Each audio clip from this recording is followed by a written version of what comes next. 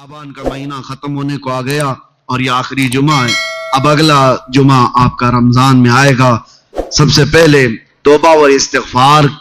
आज के जुमा हुजूर पाक सल्लल्लाहु अलैहि वसल्लम की सुन्नत थी, हुजूर की ये सुन्नत थी कि शाबान के आखिरी जुमा में हुजूर सारे मोमिनीन से ये खिताब करते, यूं कहते कि अनकरीब तुम पर एक ऐसा महीना आने वाला है जिसका पहला हिस्सा रहमत का, दूसरा हिस्सा मगफिरत का, आखिरी हिस्सा जहन्नम से आजादी का। हुजूर रमजान के मुतालिक इस जुमा में बयान फरमाते, और इसलिए मैं आपको उस सुन्नत पर अमल करते हुए अर्ज करता हूं, उस अजीम मेहमान के आने से पहले अपने घर बार को सही कर लो। तैयारियां ऐसी करो जैसे किसी मेहमान का इस्तकबाल हो। रमजान की तैयारियों में घरों की सफाई सिर्फ कचरे से नहीं, गलाजतों से, गुनाहों से, अय्याशियों से, आवारगियों से, इन तमाम से बच्चों को टाइम टेबल बना दो कि बेटा रमजानुल मुबारक है, तुम्हारे ये गेम खेलने का वक्त नहीं है, तुम्हारे ये टीवी पर बैठने का वक्त नहीं है, ये सीरियल और फिल्मों का वक्त नहीं है, ये सब चीजें बंद करो। बच्चों से कहो कि अल्लाह का महीना आ रहा है, इसलिए कि मेरे आका ने फरमाया कयामत के दिन जिसके खिलाफ रमजान खड़ा हो गया उसे जहन्नम में जाने से कोई बचा नहीं सकेगा। याद रखो आप, जिसके खिलाफ रमजान और कुरान खड़े हो गए, हुजूर फरमाते हैं उसको दोज़ख में जाने से कोई बचा भी नहीं पाएगा। और जिसकी शफाअत के लिए खड़े हो गए तो फिर वो जन्नत में जाकर रहेगा। जिसकी हिमायत में ये दोनों खड़े हो गए, कुरान और रमजान। इसीलिए कुरान और रमजान, रमजान कैसे खिलाफ खड़ा होगा? अल्लाह की बारगाह में मुकद्दमा करेगा कि मौला मैं इसके घर गया था, इसने मेरी बड़ी बेहुरमती की है।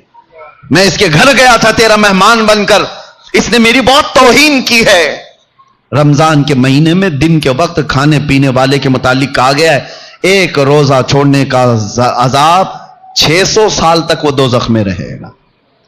मुसलमानों को यह ज़ेब नहीं देता रमजान का एहतराम, और खास तौर पर बच्चों की तरबियत के लिए, बच्चों की तरबियत। उलमा से भी मेरी गुजारिश है कि पूरा फुल फोकस करो। हम यहां होते थे या जब भी मेरे अल्हम्दुलिल्लाह मेरा मामूल है रमजान में फुल पैकेज, सुबह से लेकर रात तक हम तो मसरूफ ही रहते थे। वजह यह है कि इनको शैतान की वो डाली हुई आदतों की तरफ ना भेजा जाए। एक महीना तो है जो अल्लाह ताला ने शैतान से आजाद करके दिया, उसमें अगर दिल को पाक नहीं किया तो फिर कब पाक करेगा?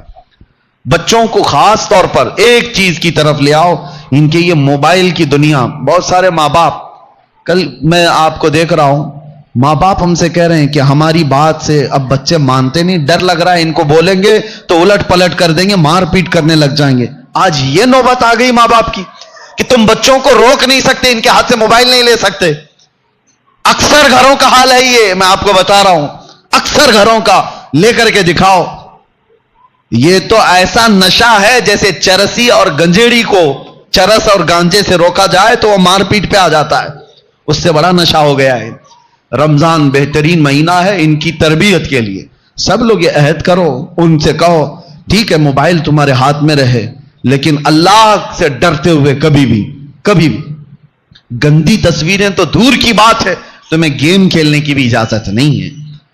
अपने आप को एंटरटेनमेंट के लिए, वक्त टाइम पास करने के लिए नहीं है। और एहतिकाफ में जाने वाले जो मोबाइलों के साथ एहतिकाफ करते हैं वो क्या भला एहतिकाफ कर रहे हैं, सारी दुनिया लेकर के बैठते हैं।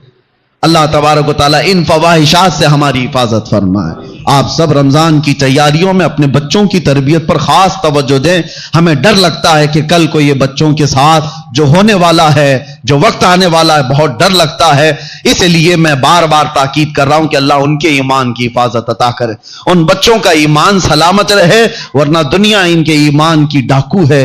अल्लाह ताला हम सब के भी ईमान व अकीदे की हिफाजत फरमाए। अस्सलामु अलैकुम व रहमतुल्लाहि व बरकातहू।